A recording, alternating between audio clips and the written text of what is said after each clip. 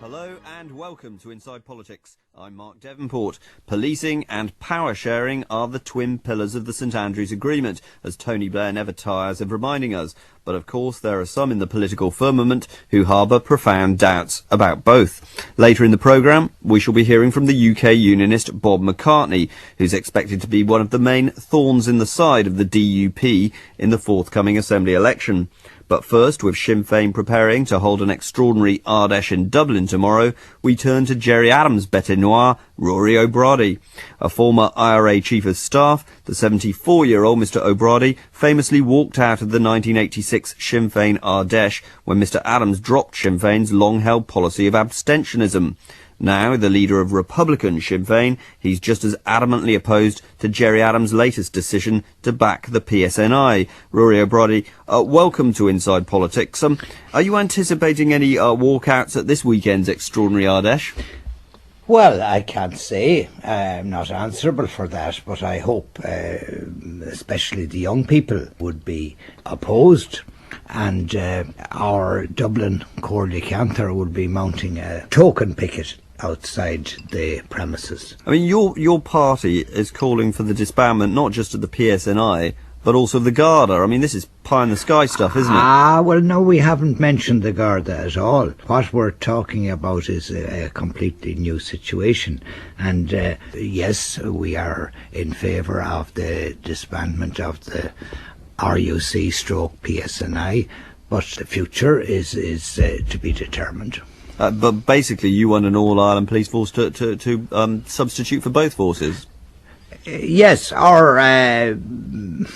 this hasn't been considered, if you wish. Ultimately, yes, but as to what degree the Garda would be subsumed into a new police force hasn't been gone into yet.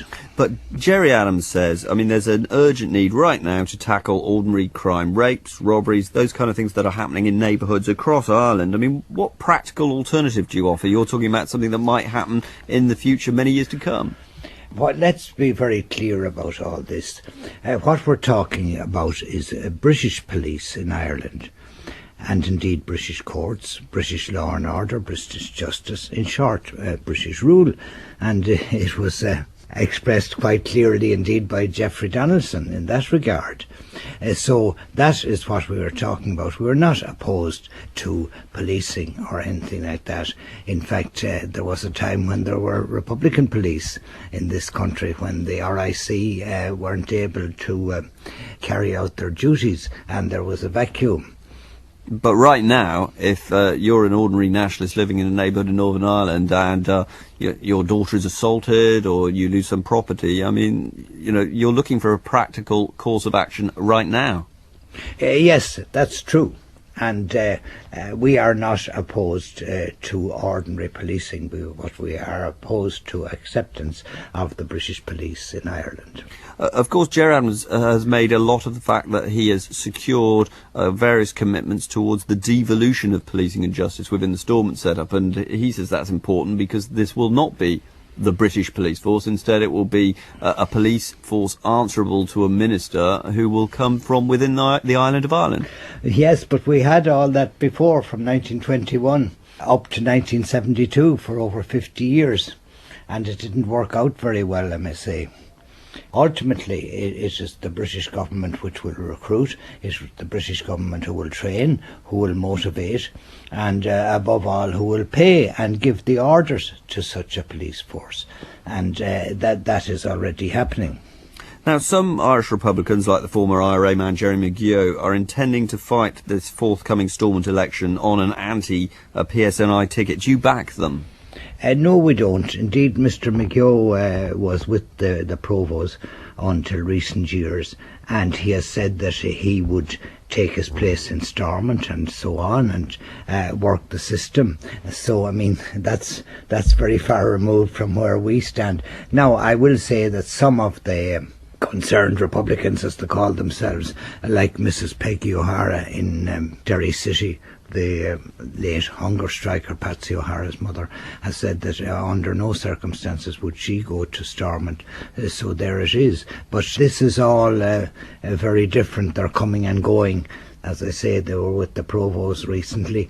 God knows where they'll be next year or something like that, and we have called them will-o'-the-wisp candidates.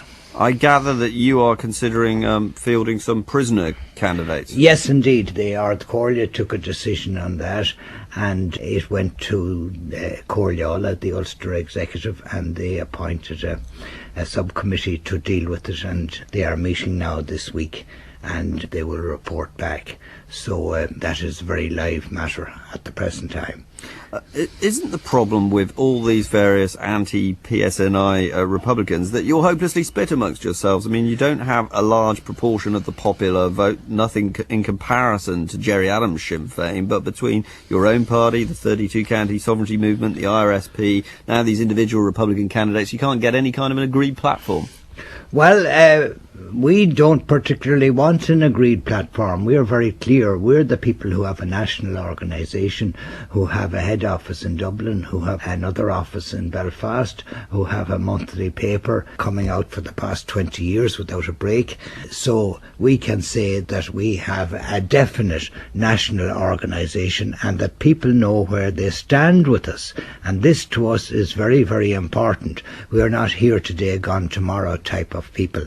And they know us and they trust us in that regard, and we have the respect. But what we want to do is to build that trust and that respect into support, and this is an opportunity to go before the people and outline our stand clearly and gather support. Ruairí Ó Brádaigh, thanks very much for joining me on Inside Politics. Gora Mahagat. Well, listen.